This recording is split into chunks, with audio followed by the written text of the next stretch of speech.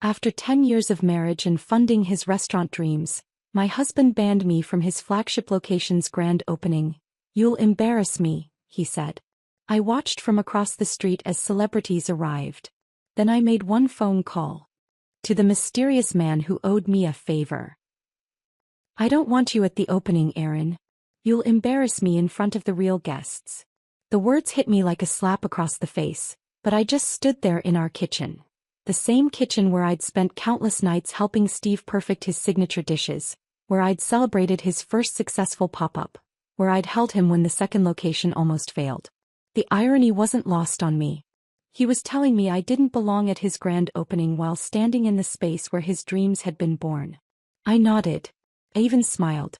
But something inside me cracked that night. Something that had been slowly fracturing for years. 10 years. That's how long I'd poured myself into Steve's dream like wine into a bottomless glass.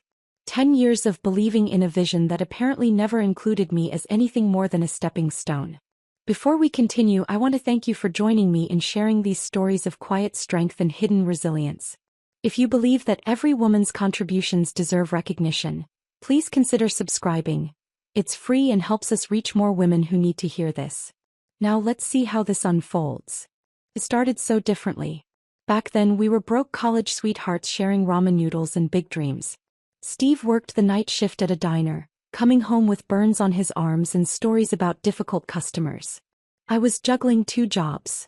Morning shifts at a coffee shop and evening gigs freelancing graphic design from our cramped studio apartment. We had nothing except each other and this wild idea that Steve could cook his way to something bigger.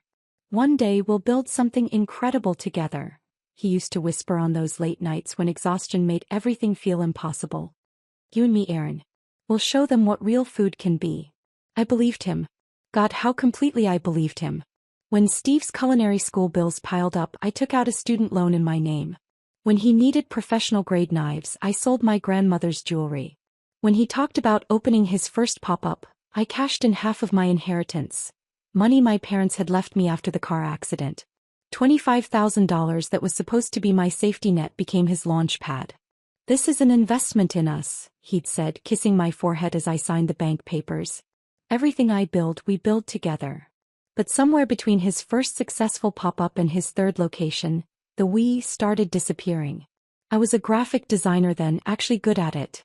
I had my own clients, my own creative world that existed beyond Steve's kitchen.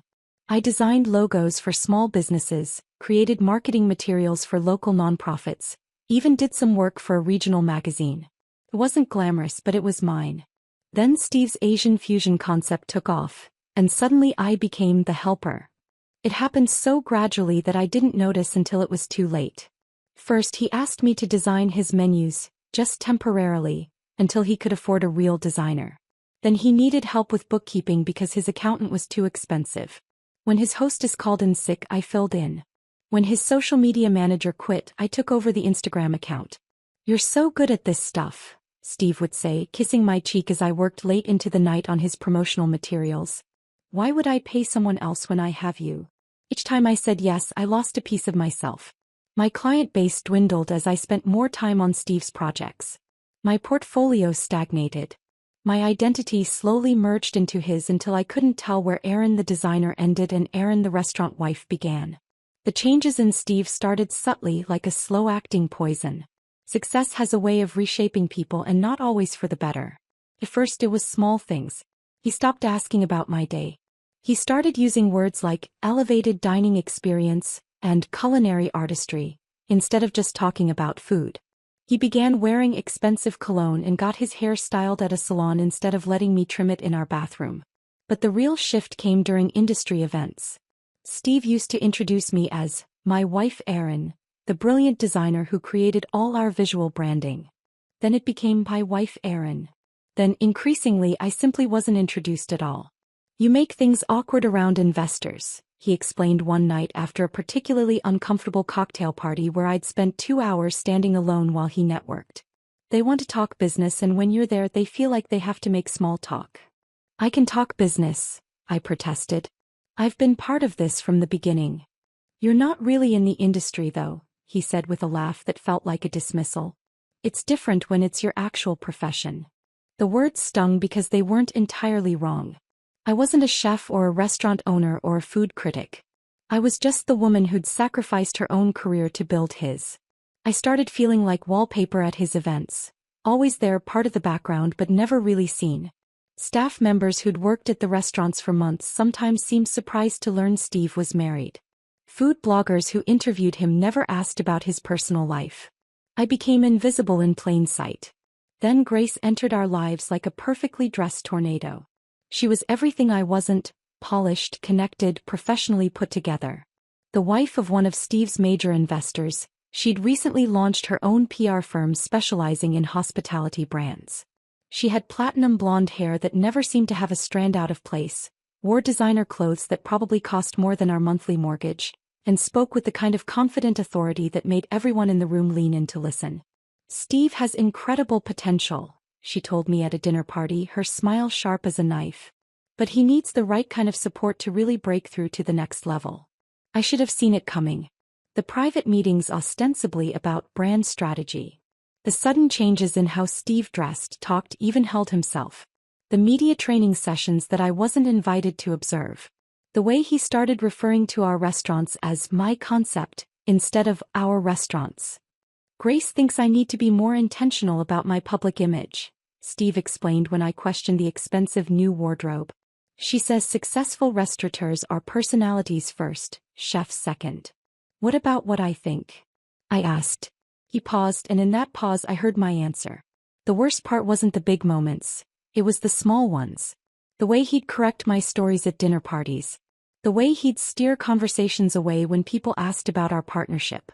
The way he'd grown embarrassed of our modest home, our old car, the simple life we'd built together. "You dilute his brand," Grace told me directly at a food and wine festival, her voice matter-of-fact like she was discussing the weather. "Steve needs to appeal to a certain demographic, and having a wife who looks like, well, like someone's suburban aunt, it sends the wrong message about his sophistication level." I went home and stared at myself in the mirror for an hour that night. Suburban aunt. Is that what I'd become? When had I stopped seeing myself as anything more than an extension of Steve's ambitions? But the final blow came 3 weeks ago, when Steve announced the grand opening of his flagship location, the restaurant that would cement his reputation as a serious culinary force. 5 years in the making, funded partly by my inheritance, designed using concepts I'd helped develop, staffed with people I'd interviewed and hired. "The guest list is incredibly exclusive," he said, scrolling through his phone at breakfast. "Grace has confirmed some major food influencers, a few local celebrities, and several investors who could fund our expansion." "What time should I be ready?" I asked, already mentally planning what to wear. That's when he looked up at me with something like pity in his eyes. "Actually, Aaron, I think it would be better if you stayed home for this one." The coffee mug slipped from my hands, shattering against the kitchen floor. Neither of us moved to clean it up.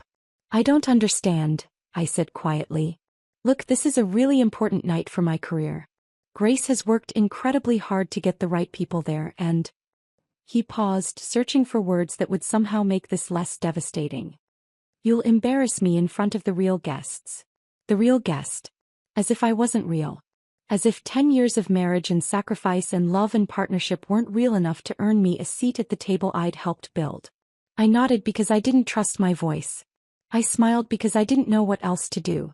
But that night, as I watched Steve practice his opening remarks in the mirror, something fundamental shifted inside me. The woman who had given up everything for someone else's dream was gone. And the woman who remained? She had some very different ideas about what came next. 3 days passed after Steve's crushing words before I picked up my phone. 3 days of moving through our house like a ghost, preparing meals he barely acknowledged, folding laundry that would hang in a closet belonging to a man who saw me as damaged goods. 3 days of staring at my reflection and wondering when I'd become someone so easily discarded. But on that 4th evening, as Steve practiced his opening speech in the living room, gesturing grandly to an imaginary crowd while I sat invisible on the couch behind him, I remembered Cooper. Cooper Henley wasn't just anyone. He was someone I'd saved, though he'd probably argue I'd saved him more than he'd ever saved me. The memory came flooding back as I watched Steve perform for his phantom audience, completely oblivious to my presence. It happened 5 years ago, back when Steve was still running Soul Kitchen.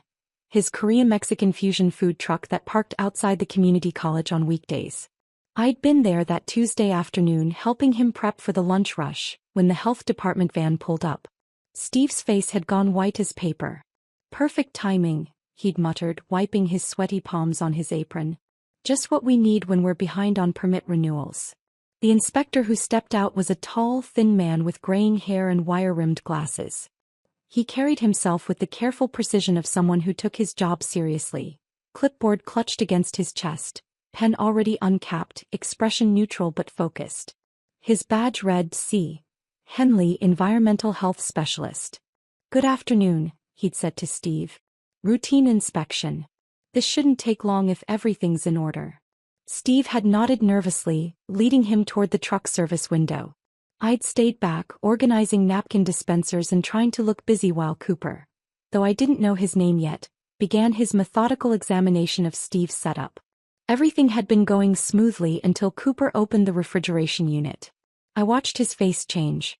The professional mask slipped for just a moment, replaced by something that looked like distress. He gripped the edge of the counter, his knuckles turning white. His breathing became shallow, rapid. "Sir?" Steve had asked. "Is everything okay?" Cooper tried to respond, but the words came out strangled.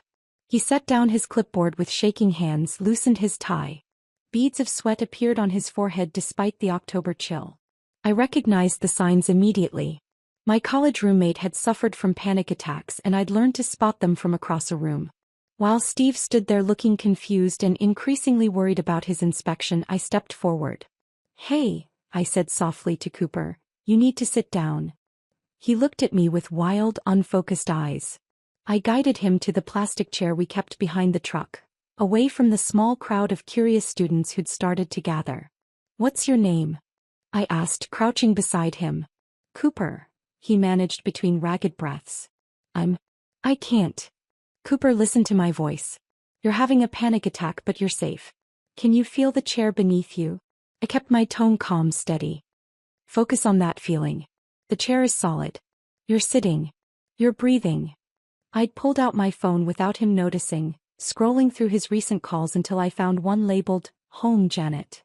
His wife answered on the second ring. "Mrs. Henley? This is Aaron. I'm with your husband, Cooper. He's okay, but he's having some kind of episode. We're at the community college food truck area." "Yes, I'll stay with him." Cooper's breathing began to slow as I talked him through simple grounding exercises my roommate had taught me. Count 5 things you can see. 4 things you can touch. 3 things you can hear. 2 things you can smell. 1 thing you can taste. "The students," he whispered after several minutes. "They're watching." "No one's watching anymore," I lied gently. Steve had managed to disperse the small crowd, though he kept glancing over with concern. "Just focus on getting through this." Janet arrived 20 minutes later, a petite woman with kind eyes and graying brown hair. She thanked me profusely while helping Cooper to their car, promising to take him straight to their family doctor. "I don't know how to thank you," Cooper had said before leaving, his voice still shaky but clearer. "You didn't have to do that." "Anyone would have done the same thing," I'd replied. He'd shaken his head slowly. "No, they wouldn't have. Most people would have called 911 and walked away. You stayed. You saw me as a person, not just a problem to solve." Steve never did finish that inspection.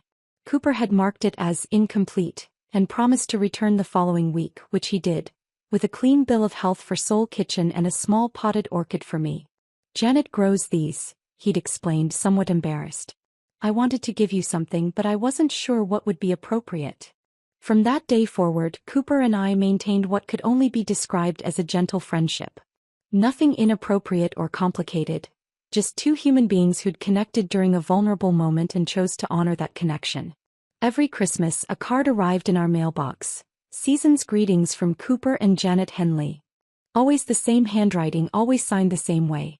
When I sent him a congratulations card after learning he'd been promoted to senior inspector, he'd called to thank me personally. "You probably don't remember me," he'd started. "Of course I remember you," I'd interrupted. How could I forget? The turning point in our friendship came 2 years ago when Cooper's Christmas card arrived with different handwriting. Janet's neat script had been replaced by Cooper's shakier penmanship, and the message was shorter than usual. I'd called him immediately. Janet moved out last month, he'd admitted after some gentle prodding. 28 years of marriage, and she said she couldn't handle my anxiety anymore. Said she felt like she was walking on eggshells, never knowing when I might have another episode. Without thinking, I'd driven to his apartment that weekend with a container of homemade chocolate chip cookies and a handwritten letter. The letter wasn't long, but I'd poured my heart into it. Dear Cooper, I'd written, you are so much more than your worst moments. You are kind and thorough and dedicated to keeping people safe. You saw me as a person worth helping when you came back to finish Steve's inspection, even though you could have easily failed us and moved on. Janet's leaving says nothing about your worth as a human being. You are more than this heartbreak. Much more. Your friend Aaron. He'd called me crying after reading it, not sad tears but grateful ones. You're the kindest stranger I've ever met, he'd said through the phone. Except you're not really a stranger anymore, are you? Now, watching Steve rehearse his grand opening speech while pointedly ignoring my existence, I realized Cooper might be the only person who truly understood the art of quiet revenge. I walked to the kitchen far enough away that Steve couldn't hear me and dialed Cooper's number. He answered on the third ring. Aaron, this is a surprise. Is everything okay? I stared out our kitchen window at the darkening sky and felt something settle into place inside my chest. Not anger, not sadness, but a calm certainty I hadn't experienced in years. Coop, I need a favor. The biggest one I'll ever ask. There was a pause. In the background, I could hear what sounded like a television news program. What kind of favor? So I told him everything. Not about the 10 years of marriage or the lost inheritance or the gradual disappearance of my identity. Those details wouldn't matter to him. Instead, I told him about Steve's flagship restaurant, about Grace and her real guests' comment, about being banned from an opening celebration for a business I'd helped build with my own hands and money. I didn't cry while I talked. I didn't even feel particularly sad. I just laid out the facts like ingredients in a recipe, letting Cooper understand exactly what kind of dish I was hoping to serve. When I finished, the silence stretched long enough that I wondered if the call had dropped. Finally, Cooper spoke. Send me the supply list for the opening menu. The vendor information too if you have it. I'll handle the rest. Cooper, I don't want you to do anything that could jeopardize your job. Aaron, he interrupted gently, I'm not going to do anything illegal or unethical. I'm just going to do my job. Thoroughly. Legally. Quietly. The way he said those words, thoroughly, legally, quietly, sent a shiver of satisfaction down my spine. That's all I need, I whispered. 2 days before Steve's grand opening, Cooper made his visit to the flagship location. Steve probably didn't even remember him from the food truck days, one inspector among dozens he'd encountered over the years. But Cooper remembered me, and more importantly, he remembered what it felt like to be seen as a person worth saving. Sometimes the most powerful favors are the ones that don't require breaking any rules at all. The gray dress had been hanging in my closet for 2 years, unworn. I'd bought it for a funeral, Steve's mentor's memorial service, but ended up wearing black instead. Tonight it felt perfect. Muted. Invisible. Exactly what I needed to blend into the evening shadows while watching my marriage's grand finale unfold across the street. I positioned myself at the small coffee shop directly opposite Convergence, Steve's flagship restaurant with its pretentious name that Grace had suggested. The cafe stayed open late on weekends, and the barista barely glanced at me when I ordered a single espresso and claimed the window table. From here I had an unobstructed view of the red carpet entrance, the gathered photographers and the steady stream of guests arriving in cars that cost more than most people's annual salaries. The October evening air carried the sound of orchestrated celebration across the empty street. Laughter that felt rehearsed.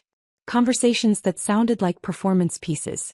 The kind of artificial merriment that happened when everyone present was working an angle, building a network, or playing a role.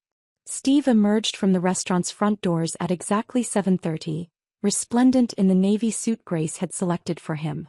Even from my distance I could see how he'd transformed himself. Posture straighter, smile wider, gestures more expansive than the man who used to practice knife techniques in our tiny apartment kitchen. He'd become the character Grace had written for him. The visionary chef, the culinary artist, the man who belonged among the city's elite. The photographers moved like a choreographed dance, capturing his descent down the restaurant's stone steps. Flash bulbs created momentary daylight, illuminating his face in artificial brightness while leaving the gathering crowd in comparative darkness. He paused at the designated spots Grace had undoubtedly marked for him, turning his head at practiced angles that would showcase his best profile. Then Grace appeared beside him and my breath caught in my throat. She wore a stunning backless emerald dress that probably cost more than my monthly grocery budget, her platinum hair swept into an elegant updo that showcased diamond earrings catching the camera flashes. She moved with the fluid confidence of someone who belonged in this world, not someone who'd married into it or worked their way up from food trucks and borrowed money, but someone born to stand in spotlights and give quotable soundbites to local entertainment reporters. From across the street I watched them work the crowd together. Grace would lean in to whisper something in Steve's ear, he'd laugh as if she'd said something brilliant, then approach the next cluster of important guests with renewed energy. They looked like a team. A power couple. The kind of partnership that graced magazine covers and society pages. I realized, with a clarity that surprised me, that I was watching Steve with the woman he actually wanted by his side. Local celebrities, was how the food blogger had described tonight's guest list, but I recognized several faces from the city's social media accounts. The restaurant critic from the daily newspaper, the food photographer whose Instagram account had 500,000 followers, the local morning show host who did weekend dining segments. These were Steve's real guests. The people whose opinions could make or break a restaurant's reputation with a single review or social media post. My phone buzzed with a text message. For a moment my heart jumped, thinking Steve might have changed his mind and wanted me there after all. Instead it was a photo from my neighbor showing our cat, Muffin, asleep in a patch of evening sunlight. "Keeping me company while you're out," the text read. "Hope you're having a wonderful evening." I almost laughed at the irony. Even my neighbor assumed I was at the opening, probably dressed in my finest outfit, standing proudly beside my successful husband as he achieved his biggest dream. The reality, sitting alone in a coffee shop wearing a funeral dress, watching my marriage's death scene play out through a window, seemed too surreal to explain. Through the restaurant's tall windows, I could see the dining room filling with elegantly dressed guests. The interior design was stunning, warm lighting, exposed brick walls, carefully curated artwork that I recognized from galleries Grace had mentioned in her Instagram posts. It looked exactly like the vision boards I'd created 3 years ago when Steve first started planning this location, except refined and elevated by a professional designer whose name would actually appear in the restaurant's promotional materials. The servers moved through the space with practiced efficiency, carrying silver trays laden with Steve's signature appetizers. I could almost taste the Korean-spiced short rib sliders from here, a recipe Steve had perfected during our food truck days, now presented on bone china plates with microgreen garnishes that probably cost $5 per serving. A wave of bittersweet nostalgia washed over me as I watched guests sample the dishes I'd helped develop. Late nights in our home kitchen, Steve experimenting with flavor combinations while I offered feedback and suggestions. The excitement when he'd nail a new technique or perfect a sauce ratio. The dreams we'd shared about the day when people would pay premium prices to experience his culinary vision. Those dreams were coming true tonight, just without me in them. At 8:15, Steve moved to the restaurant's front steps and called for attention. The crowd quieted, turning toward him with the polite expectation of people who'd attended dozens of similar events. He began his prepared remarks, thanking investors for their belief in his vision, praising his amazing team for their dedication and creativity, expressing gratitude for the support of the culinary community. I waited for my name. Some acknowledgement of the decade I'd spent building this moment alongside him. Even a generic mention of my wife's unwavering support would have felt like something. It never came. Instead he spoke about his journey as if it had been a solo expedition. His vision. His sacrifice. His determination to bring authentic flavors to discerning palates. Grace stood behind him, nodding at appropriate moments, her smile perfect and professional. The applause was enthusiastic but polite, the kind of response that happened when people were still evaluating whether they wanted to be associated with what they were witnessing. This was Steve's audition for the city's culinary elite, and everyone present was deciding whether to cast him in the role he wanted to play. My coffee had grown cold, but I continued sipping it anyway, needing something to do with my hands while I watched this elaborate performance. A few more guests trickled in fashionably late, including a woman I recognized as the food editor for the city's lifestyle magazine. Someone whose review could launch a restaurant into the stratosphere or condemn it to obscurity. That's when I noticed Cooper. He'd arrived so quietly that even I, watching specifically for him, almost missed his entrance. He wore his standard health department uniform, khaki pants, light blue shirt, official badge clearly visible. He carried a clipboard, wore disposable gloves, and had a small cooler that I knew contained testing equipment and sample containers. No one paid attention to him. Health inspectors were background noise at restaurant events, necessary bureaucracy that successful establishments barely acknowledged. He nodded politely to the hostess, showed his credentials, and disappeared into the kitchen area while the celebration continued on the dining room floor. I found myself holding my breath, though I couldn't say exactly what I was hoping for. Cooper had promised to do his job thoroughly, legally, and quietly. He hadn't promised me revenge or vindication or even justice. Just that he would inspect Steve's flagship restaurant with the same meticulous attention he brought to every establishment under his jurisdiction. The difference was that this time he had a reason to look closer than usual. Steve raised his champagne glass toward the crowd, his voice carrying clearly across the street as he proclaimed, "To convergence, where exceptional ingredients meet innovative techniques to create unforgettable experiences." The guests raised their glasses in response, the golden liquid catching the restaurant's warm lighting. Cameras flashed again, capturing what was meant to be the triumphant moment that launched Steve's career into a new stratosphere. Inside the kitchen, Cooper methodically worked his way through health department protocols, checking temperatures, examining storage procedures, testing samples with the quiet efficiency of a man who understood that food safety wasn't negotiable, regardless of how important the people eating it believed themselves to be. As guests lifted their forks to taste the first course of Steve's exclusive tasting menu, Cooper cleared his throat and stepped forward into the dining room. The timing couldn't have been more perfect if we'd choreographed it ourselves. The dining room fell silent in that particular way that happens when 50 people simultaneously realize something has gone terribly wrong. Cooper stood in the archway between the kitchen and dining area, his clipboard held against his chest like a shield, his expression professionally neutral despite the bomb he was about to drop.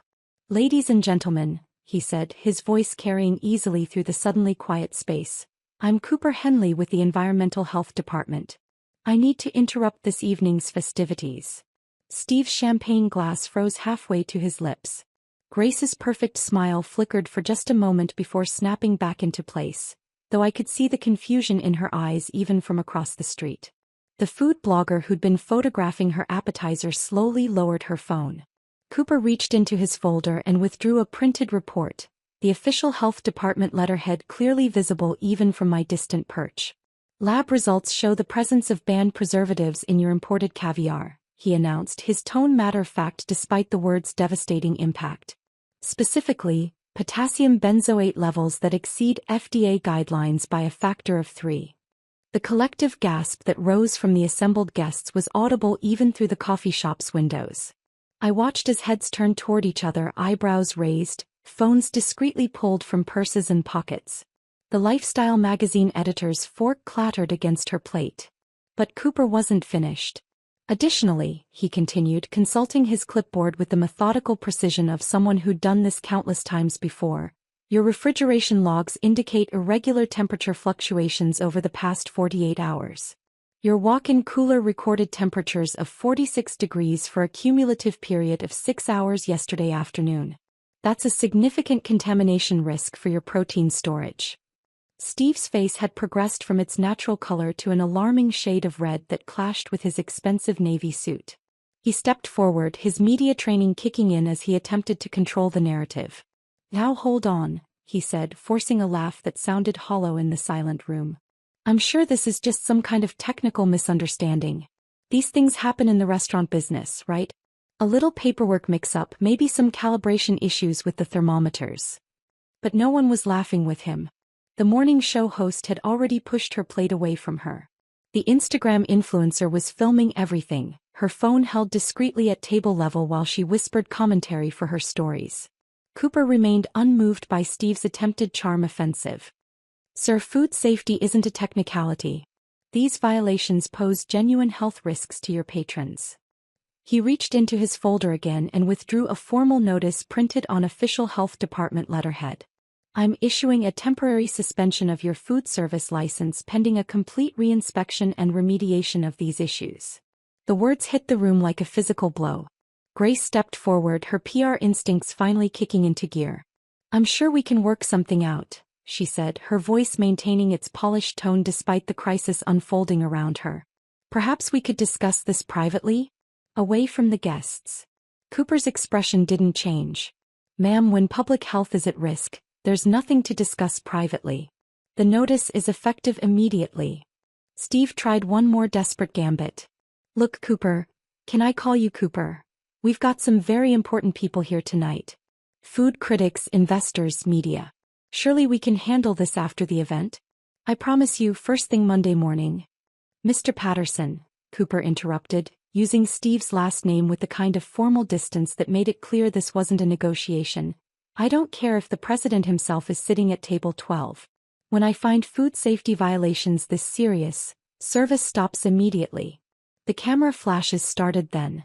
Not the celebratory documentation Grace had orchestrated, but the harsh, urgent clicking of journalists sensing a story. The food blogger was typing furiously on her phone. Someone near the back of the room was already making quiet phone calls, presumably to editors or producers who would want to know about this development. I watched Steve's face cycle through emotions like a broken slot machine. Confusion, anger, humiliation, desperation. This was supposed to be his coronation, the night that established him as a serious player in the city's culinary scene. Instead, it was becoming a public execution of his reputation. I think there's been some kind of mistake, Steve said, his voice rising slightly as panic began to override his media training. We source everything from premium suppliers. Our caviar comes from a renowned European distributor. There's no way. The lab results are conclusive, Cooper said, holding up the report again. Your European distributor appears to be using preservatives that are legal in some countries but banned for import here. It's more common than you might think with luxury ingredients. Grace was frantically typing on her phone, probably trying to figure out how to spin this disaster into something manageable. But around the room I could see the guests making their own calculations. The lifestyle magazine editor had already stood up, her purse in hand. The local celebrity couple was whispering urgently to each other. That's when the exodus began. You know what, said the morning show host, her voice carrying clearly through the room. I'm not risking my stomach for an Instagram post. I've got a show to tape tomorrow. Her declaration seemed to break whatever spell had been keeping the other guests frozen in place. Chairs began scraping against the floor as people stood. Napkins were dropped onto plates. The quiet murmur of polite excuses filled the air. Can't believe I skipped Nobu for this, I heard one man mutter to his companion as they headed toward the exit. Steve stood in the middle of the emptying room like a captain watching his ship sink, his arms hanging uselessly at his sides. Grace was still on her phone, probably trying to call in favors or work damage control, but even she seemed to understand that this particular fire was beyond extinguishing. The restaurant staff looked on helplessly as their grand opening transformed into a public relations nightmare. Servers stood with untouched plates in their hands, unsure whether to continue serving or start clearing tables. The sommelier had stopped mid-pour, a bottle of expensive wine frozen over an abandoned glass. Cooper methodically posted the health department notice on the front window where everyone could see it. A bright yellow paper that might as well have been a scarlet letter. The photographers captured that moment too, the official seal clearly visible in their shots. Within 20 minutes, the restaurant was nearly empty except for staff, a few stragglers who seemed unsure whether they were allowed to leave, and Steve standing in the wreckage of his dreams. By the time I finished my cold coffee and walked home, the story was already appearing on social media. Flagship launch shut down for food safety violation, topped the food blogger's Instagram. Caviar catastrophe at celebrity chef's debut, was the headline on the morning show's website. I didn't need to share the story myself. Everyone else was doing it for me. My phone started ringing at 11:30 that night, Steve's ringtone cutting through the silence of our house. I was in the bathtub by then, a glass of wine balanced on the edge of the tub, watching the local news replay footage of the evening's disaster. I let it go to voicemail. The second call came 5 minutes later. Then a third. Each time I simply reached over and declined the call, watching my phone screen light up with his name before going dark again. The 11 o'clock news led with the story. A highly anticipated restaurant opening turned into a food safety nightmare tonight, the anchor said, while video footage of Cooper posting the health department notice played behind her. Sources say a tip to health officials led to the surprise inspection that shut down the event. I smiled at that detail. The mystery tip-off that had led to Cooper's perfectly timed inspection. It wasn't technically true, but it made for a better story than the reality of an old friendship and a favor quietly called in. I poured myself another glass of wine and sank deeper into the warm water, feeling something I hadn't experienced in years.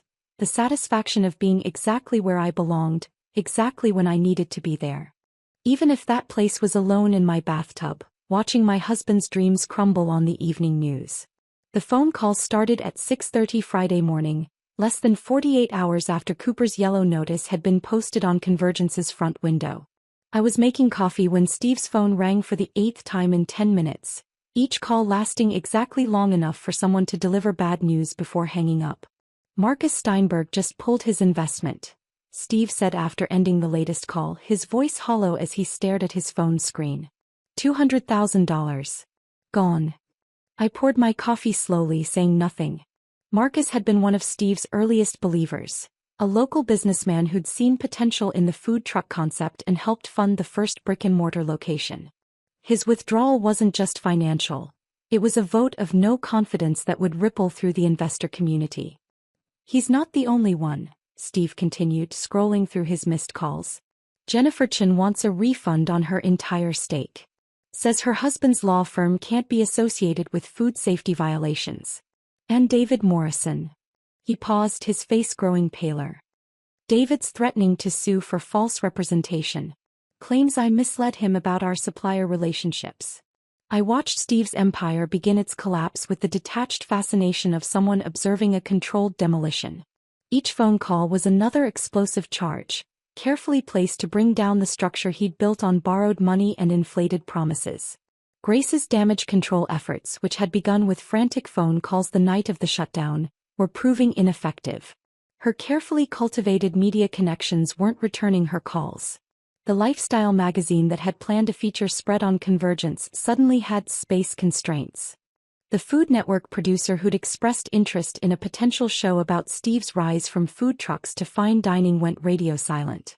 No one wants to touch us right now, Grace admitted during a tense phone conversation that I couldn't help but overhear. The story has too much traction. Every food blog in the city is covering it. My other clients are starting to ask questions about their association with the firm. By Tuesday, the staff exodus had begun. Marcus Rodriguez, the head chef Steve had poached from a respected downtown establishment, submitted his resignation via email at 7 in the morning. His message was professionally worded but devastating in its implications. Given recent developments and concerns about food safety protocols, I feel it's in my best interest to seek opportunities elsewhere. Marcus had been Steve's crown jewel, a classically trained chef with impeccable credentials and a following among serious food enthusiasts. His departure sent a clear signal to the culinary community that Convergence's problems ran deeper than a single health department citation. The sous chef, Carmen Torres, followed Marcus out the door, but not before making sure the industry knew exactly why she was leaving. Screenshots of text messages began circulating on social media, showing Steve dismissing supplier warnings about the European caviar distributor. "Boss says the European stuff is fine," read one message Carmen had shared in a private chef group on Facebook. "Higher profit margins, he says. Customers won't know the difference." Another screenshot showed Steve's response to Carmen's concerns about the walk-in cooler's temperature fluctuations. "It's fine. Just adjust the logs if anyone asks. These health inspectors don't know restaurant operations like we do." The messages painted a picture of a chef more concerned with profit margins than food safety, someone willing to cut corners to impress investors and maximize returns.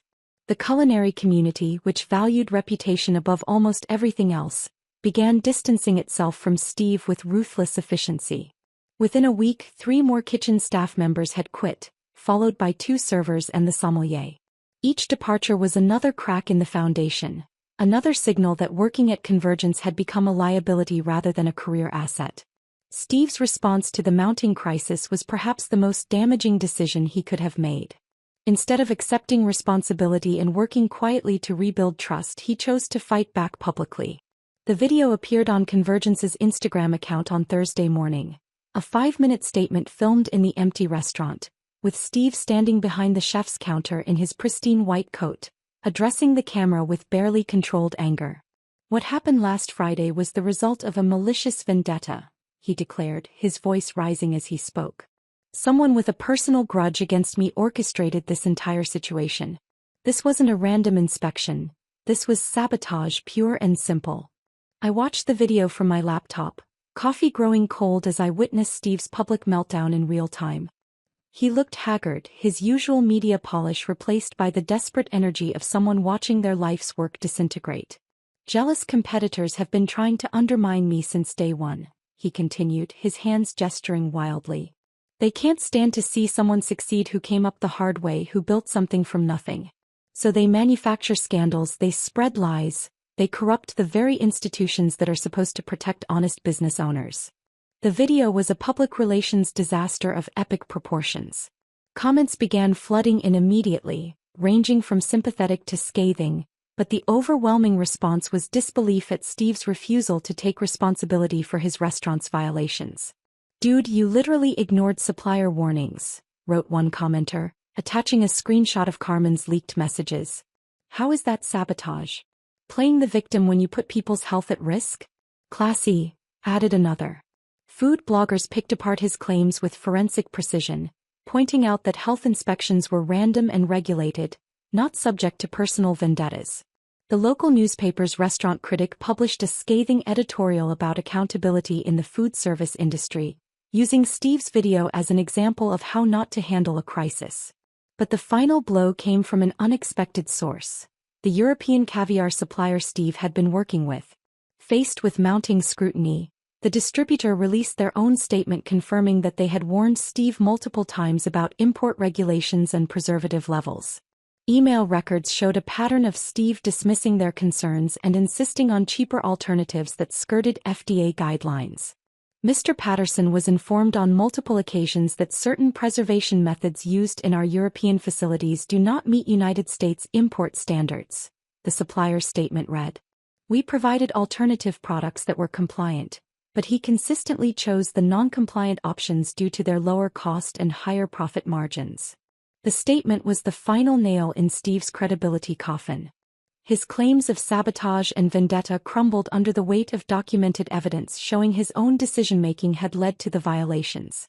Grace's departure, when it came, was as swift and professional as everything else she'd done. No dramatic confrontation, no public statement, just a quietly updated website that no longer listed Convergence among her firm's clients, and a voicemail message informing Steve that their contract had been terminated. Her absence left a void that Steve seemed incapable of filling.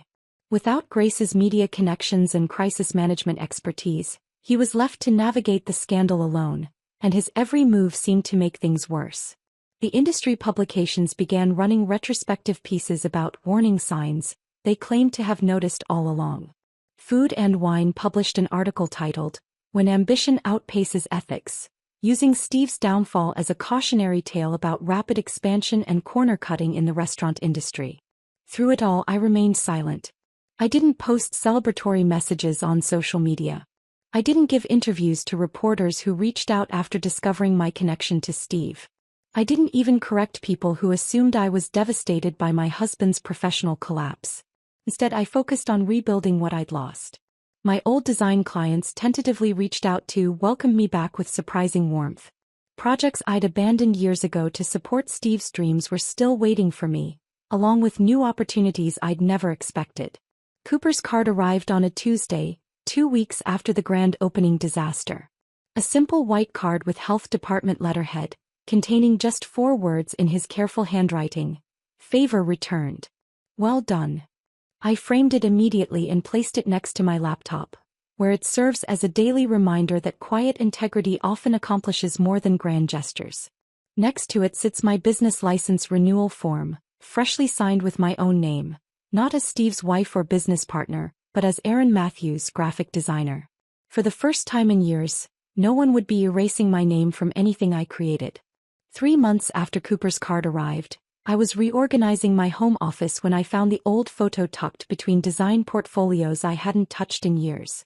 Steve and me at the food truck, both of us grinning like idiots, covered in flour and sauce stains, holding up the day's earnings, $63 and change. We looked exhausted and ecstatic and completely in love with the possibility of what we were building together. I stared at that photo for a long time, waiting to feel something. Sadness maybe. Nostalgia for what we'd lost. Instead, I felt oddly grateful, not for the pain or the betrayal, but for the clarity that had emerged from the wreckage. Steve once said I'd embarrass him in front of his real guests. The irony wasn't lost on me now. 4 months after he spoke those words, I'd tortured myself with questions. Was I too quiet at parties? Too plain compared to Grace's polished sophistication? Too ordinary for the elevated world Steve was trying to enter? I'd stand in front of mirrors, cataloging my flaws, wondering how I'd become someone worth hiding. But sitting in my office, surrounded by the evidence of my rebuilt life, client contracts, design sketches, business cards with my name printed in bold letters, I finally understood. Steve hadn't been ashamed of me. He'd been ashamed of himself. I was a reminder of where he'd come from. The borrowed money, the failed pop-ups, the nights when we'd counted quarters to buy groceries while he chased his dreams. Grace represented who he wanted to become: successful, connected, untouchable. I represented who he'd been: struggling, uncertain, human. He tried to erase me because he was trying to erase his own history. Convergence eventually reopened after a month of renovations and what Steve's lawyer euphemistically called comprehensive compliance upgrades. The yellow health department notice came down, replaced by a shiny new permit and a hastily installed surveillance system for the walk-in coolers. But the damage had been done. The first week back, the restaurant served maybe 20 covers a night, a catastrophic number for a place that needed to serve 200 just to break even. The local food bloggers who'd once competed for reservations now treated Convergence like a cautionary tale, if they mentioned it at all. Reviews when they came were brutal in their politeness. While the technical execution shows improvement, wrote the city's most influential food critic, it's difficult to taste anything beyond the lingering aftertaste of poor judgment. The lifestyle magazine that had planned a feature spread published instead a brief mention in their Second Chances section, the restaurant equivalent of being damned with faint praise. The nickname stuck with devastating efficiency: the place that poisoned influencers. Food delivery drivers would make jokes about hazmat suits when picking up orders. Local comedians worked Convergence into their sets. A popular food podcast did an entire episode called Caviar Gate, a study in how not to launch a restaurant. Steve tried everything to rebuild his reputation. He hired a new PR firm, not as prestigious as Grace's, but hungry enough to take on a damaged client. He offered free tastings to food bloggers. He partnered with local charities, donating meals to homeless shelters in carefully orchestrated photo opportunities. Nothing worked. The rebrand attempt was perhaps the most desperate move. 6 months after the reopening, Convergence quietly became the Phoenix, a name so heavy-handed in its symbolism that local food writers mocked it mercilessly. New menus, new color scheme, new everything except the fundamental problem. No one trusted Steve Patterson anymore. Through all of this, I maintained my silence. No vindictive social media posts. No tell-all interviews with the journalists who occasionally reached out. No dramatic confrontations when Steve would come home late, reeking of failure and expensive cologne that couldn't mask his desperation. The absence of drama was its own kind of victory. Steve seemed to expect me to gloat, to throw his cruel words back in his face, to claim credit for his downfall. Instead, I gave him something far more unsettling: indifference. I was polite when we passed in the hallway. I made coffee for 2 in the morning without comment. I continued to share our bed while building a life that had nothing to do with him. That silence was more devastating than any accusation could have been, because it forced Steve to live with the truth every single day, that I had helped build everything he'd achieved, and in trying to erase me, he'd erased himself. My design business flourished with a speed that surprised even me. Word spread through the creative community that Aaron Matthews was available again, and projects materialized faster than I could handle them. A local nonprofit needed a complete brand overhaul. A boutique hotel wanted custom signage. A startup tech company hired me to design their entire visual identity. For the first time in a decade, I was building something that belonged entirely to me. The real transformation began when I started hosting small gatherings in our living room, art-focused events I called Canvas and Conversation. The first one was almost accidental. Sarah, a photographer I'd met through a client project, had mentioned feeling isolated as a creative professional. On impulse, I invited her over for wine and painting on a Thursday evening. She brought her friend Maya, a jewelry designer going through a difficult divorce. Maya brought her neighbor Elena, a writer struggling to finish her first novel. By the third Thursday, I had 8 women crowded around my dining room table, painting watercolor abstracts and sharing stories that ranged from hilarious to heartbreaking. These weren't networking events or business meetings. They were something more valuable. A space where women could exist as themselves, not as extensions of their jobs or relationships or social expectations. We were teachers and entrepreneurs and mothers and artists, but for 3 hours every week we were just ourselves. I haven't painted since high school, Elena confessed during our 4th gathering, holding up a canvas covered in bold strokes of purple and gold. I forgot how good it feels to create something that doesn't have to be perfect. That's the point, I replied, mixing colors on my palette. We spend so much time trying to be what other people need us to be. Sometimes we forget who we are when no one's watching. The gatherings grew organically. Women brought friends who brought sisters who brought colleagues. We moved from my dining room to my garage, then to a rented space in the arts district. What had started as an impulse became a small movement. A place where creativity and community intersected without judgment or competition. I was no longer Steve Patterson's wife or even Erin Patterson, the woman who'd sacrificed her career for someone else's dreams. I was simply Erin, designer, facilitator, friend. The name on my business cards matched the name on my art supplies, and both belonged entirely to me. The divorce papers arrived on a Tuesday, delivered by a courier who seemed embarrassed to be there. Steve had filed quietly, probably hoping to avoid any additional media attention. The grounds were irreconcilable differences, which struck me as hilariously inadequate given everything that had happened. I signed them without hesitation. Last week I was at the farmer's market when I noticed a specialty food vendor offering caviar tastings. A small crowd had gathered around his booth, sampling different varieties while he explained the nuances of preparation and sourcing. This one's from a certified sustainable farm in California, he was saying, spooning tiny black pearls onto mother-of-pearl spoons. No preservatives, no additives, just pure flavor. I accepted the sample he offered, letting the caviar dissolve on my tongue. It was clean, briny, perfect. Nothing like the adulterated product that had destroyed Steve's reputation. As I walked away, I found myself smiling. Some dishes I thought are definitely better spoiled. And sometimes the quietest woman in the room, the one everyone overlooks, the one deemed unworthy of inclusion, she's the one who gets to serve the final course. She's the one who decides how the story ends. The Phoenix closed permanently last month. Steve moved to another city, chasing a fresh start in a place where his name didn't carry the weight of scandal. I stayed exactly where I belonged, in the life I'd built from the ashes of the one he'd tried to erase. If this story of quiet revenge had you cheering for Erin, hit that like button right now. My favorite part was when Cooper stepped into that dining room with his clipboard, knowing exactly what he was about to unleash. What was your favorite moment? Drop it in the comments below. Don't miss more empowering stories like this. Subscribe and hit that notification bell so you never miss an upload.